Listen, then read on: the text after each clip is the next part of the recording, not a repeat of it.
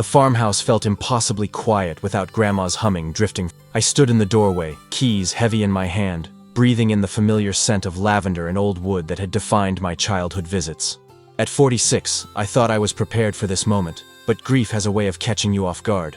Grandma had lived in this house for 73 years, raising 5 children and hosting countless family gatherings. Now it was my responsibility to sort through a lifetime of memories and decide what to keep, what to donate, and what to let go forever. I started in the kitchen, where she'd spent most of her time. The pantry was packed floor to ceiling with preserves, canned goods, and the mysterious ingredients she'd used to create magic at every meal. As I began removing items from the shelves, I noticed something odd about the back wall. The pantry seemed shorter than it should be, given the exterior dimensions of the house. I'd helped my grandfather build an addition to this very room when I was 12, and I remembered the space being deeper. Running my hand along the wooden planks, I felt a slight gap where the boards didn't quite align. My grandfather had been meticulous in his craftsmanship. He never left gaps or unfinished edges. This imperfection was intentional, which meant it was hiding something. I pressed against the boards, and they gave slightly. Behind the false wall, I could feel empty space.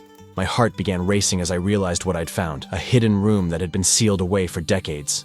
Grandma had kept this secret her entire life. The question was, what had she been hiding, and why had she never told anyone about it? As I searched for a way to open the concealed door, I couldn't shake the feeling that I was about to uncover something that would change everything I thought I knew about my family. Chapter 2. The Hidden Door. Finding the mechanism took nearly an hour of careful examination. The door was cleverly disguised, with hinges hidden behind a removable panel and a latch concealed beneath a loose floorboard. Whoever had built this had wanted it to remain secret. When I finally managed to open it, stale air rushed out, carrying the scent of old paper and something else I couldn't identify. The room beyond was small, maybe 8 feet by 10 feet, with no windows and a single bare bulb hanging from the ceiling. Amazingly, when I pulled the string, it still worked. What I saw took my breath away. The room was like a time capsule from the 1940s. A small desk sat against one wall, covered with papers and photographs.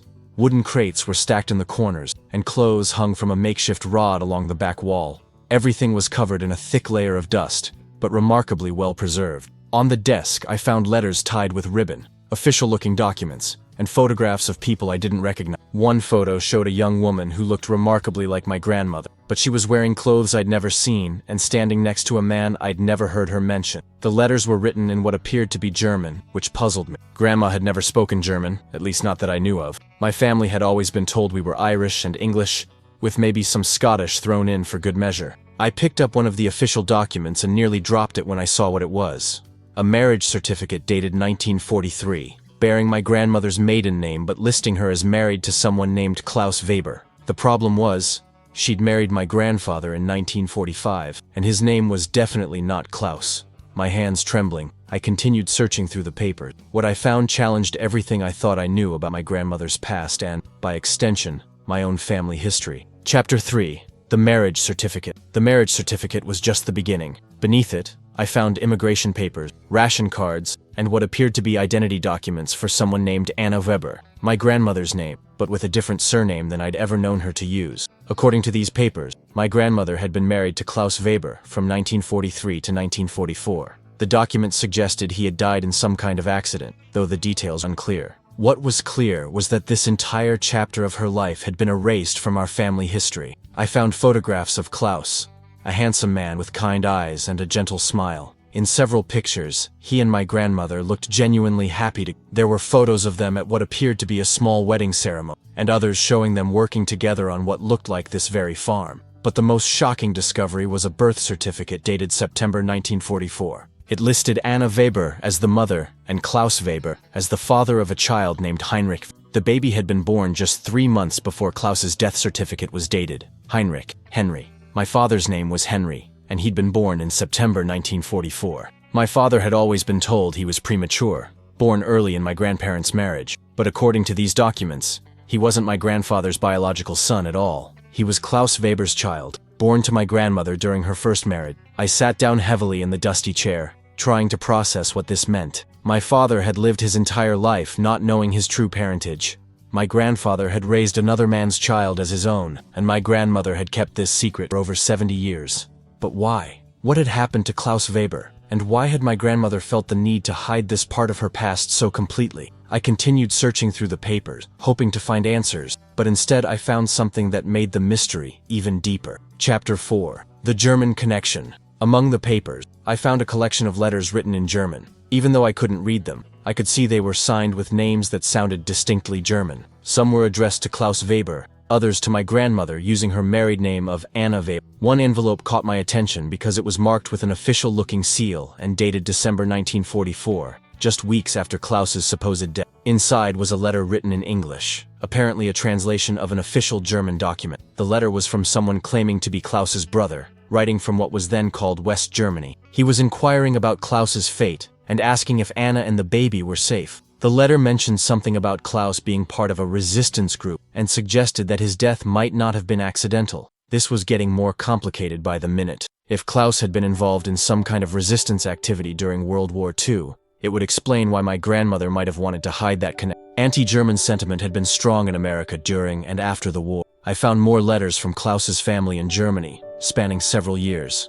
They seemed desperate to maintain contact with my grandmother and to know about their nephew, my father. The last letter was dated 1950 and had a tone of resignation, as if they'd finally given up hope of hearing from. In one of the wooden crates, I discovered something that made my hands shake. A small collection of German books, including what appeared to be a diary written in Klaus's handwriting. Even though I couldn't read German, I could make out dates and occasional English words scattered throughout the entry. The diary entries seemed to span from 1942 to late 1944, ending abruptly just before the date on Klaus's death certificate. Whatever had happened to him, it had been sudden enough that he hadn't had time to write a final entry. I was beginning to realize that this hidden room contained not just family secrets, but potentially historical ones as well. Chapter 5. The Photographs.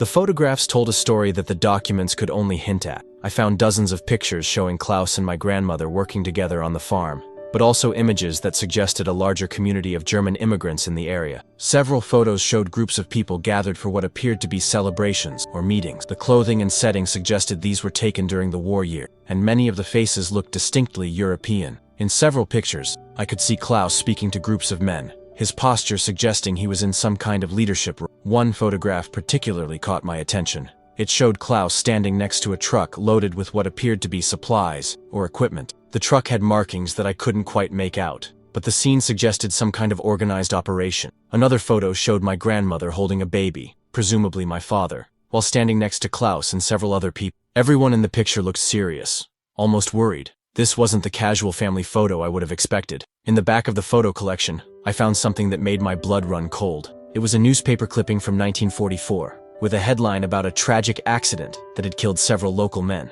Klaus Weber's name was listed among the victims, but the article described the accident as occurring at a local factory, while other documents in the room suggested Klaus had been a farmer. The inconsistencies were piling up, and I was beginning to suspect that Klaus's death hadn't been an accident at all. The final photograph in the collection showed my grandmother alone, dressed in black, standing beside a small grave marker. The date on the back of the photo was November 1944, just 2 months after my father's birth. She looked devastated, but also determined. Even in grief, there was something in her posture that suggested she was making a difficult decision. Looking at that photo, I began to understand why she might have chosen to bury this part of her past and start over with my grandfather. Chapter 6.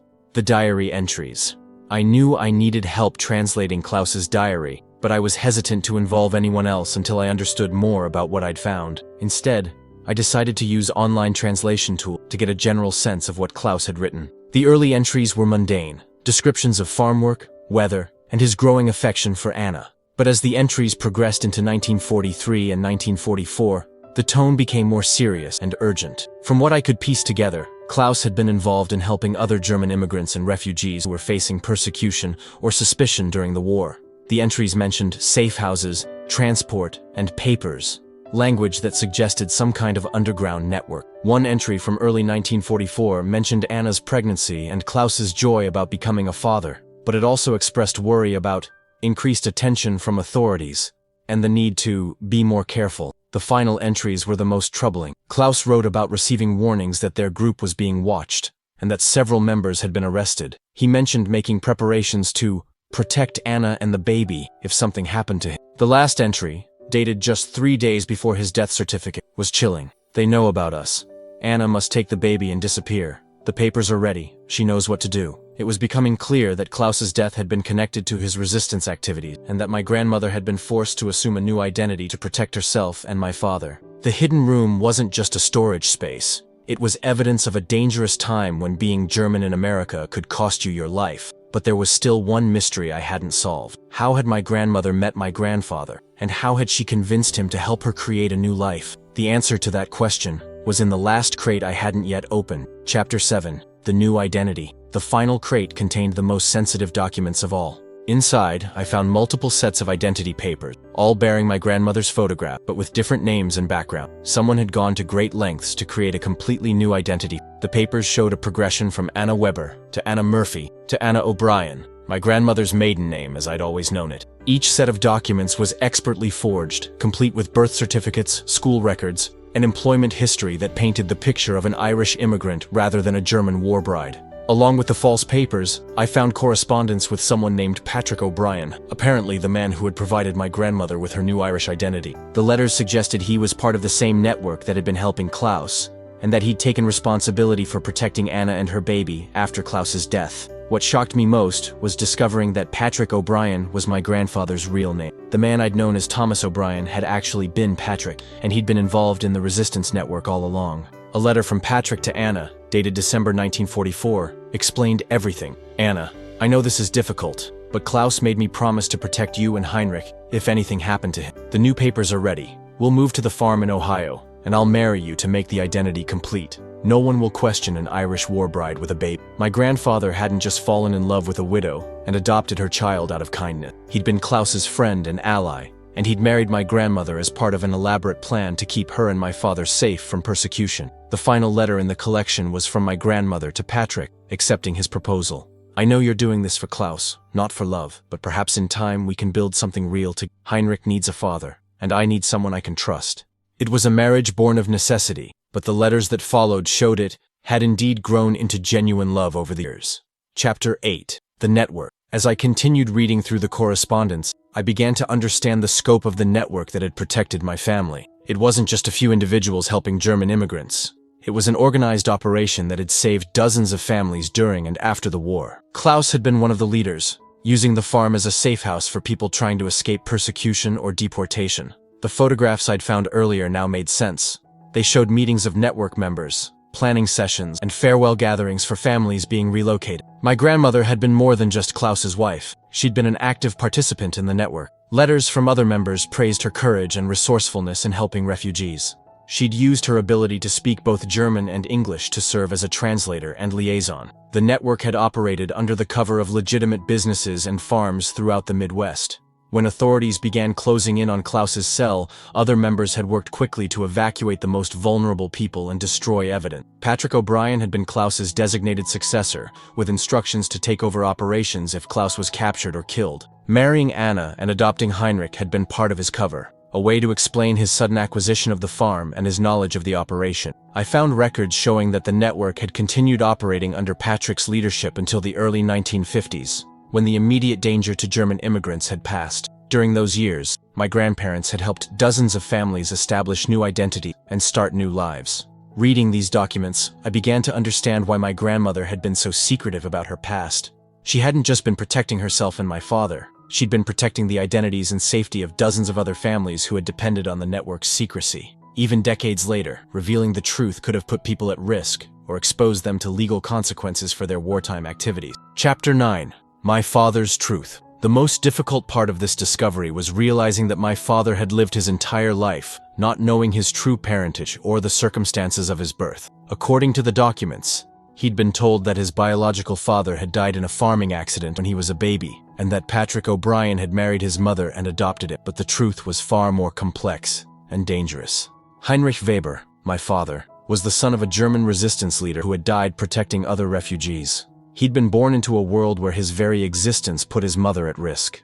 I found a letter my grandmother had written but never sent, addressed to my father on his 18th birthday. In it, she'd struggled with whether to tell him the truth about his heritage. My dear Heinrich, you are named for your father's father, a brave man who died fighting against tyranny in the old country. Your father Klaus was cut from the same cloth, a man who risked everything to help others find freedom and safety. You carry their courage in your blood. even if you'll never know their name. She decided against giving him the letter, choosing instead to let him believe the simpler story they'd constructed. But she'd kept it all these years, along with everything else, as if she couldn't quite bring herself to destroy the evidence of who he was.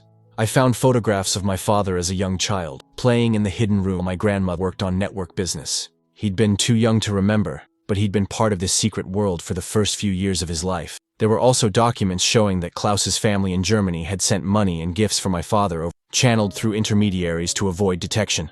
My grandmother had saved everything: toys, clothes, letters, as if she'd hoped to someday reunite my father with his German relatives.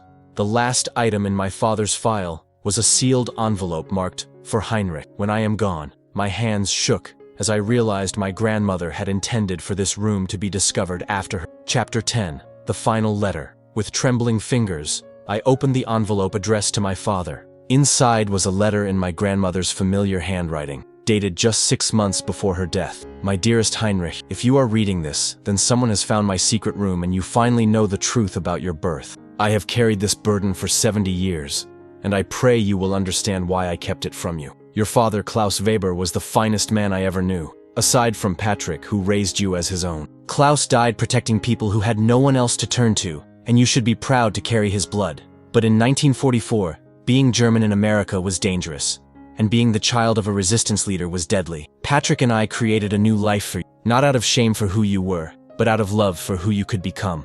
We wanted you to grow up free from the fear and suspicion that haunted so many German families during those years.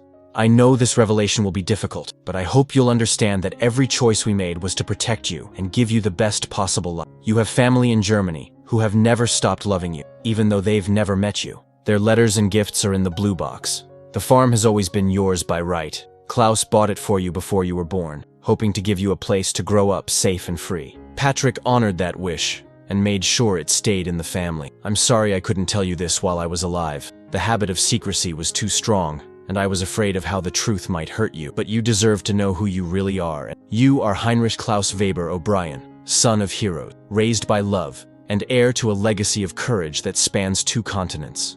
I hope that knowledge brings you peace. All my love, Mama." I sat in that dusty room, holding my grandmother's final words, and wept for the weight of secrets she'd carried alone for so many decades. Chapter 11. The German Family. The blue box my grandmother had mentioned contained decades of correspondence from Klaus's family in Germany. The letters painted a picture of relatives who had never stopped hoping for contact with their American nephew. Klaus's brother Heinrich, my father's namesake, had written faithfully for years, sending photographs of cousins my father had never met, and updates on family milestones.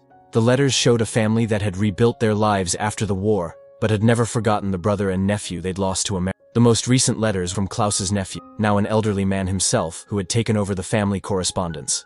He wrote about children and grandchildren who knew the story of their American cousin, and hoped someday to meet him. There were also photographs spanning decades, weddings, graduations, family gatherings, all featuring people who shared my father's features and expressions. Looking at these pictures, I could see the family resemblance that had been hidden for so long. One letter from the 1980s mentioned that the family had prospered after the war, building a successful business and establishing a foundation to help refugees, continuing Klaus's legacy in their own way. They'd never known if Anna and Heinrich had survived, but they'd honored their memory by helping others in similar situations. The most touching discovery was a collection of birthday cards and Christmas gifts that had been sent over the years but never delivered. My grandmother had kept them all, perhaps hoping for a day when she could safely make contact with Klaus's family. I realized that I now faced the same choice my grandmother had wrestled with for decades, whether to reach out to these relatives and reveal the truth, or to let sleeping secrets lie. But unlike my grandmother, I wouldn't have to make this decision alone. My father was still alive, and he deserved to know about his German family and decide for himself whether to make contact. Chapter 12. Sharing the Truth. Telling my father about his true parentage was one of the hardest conversations of my life.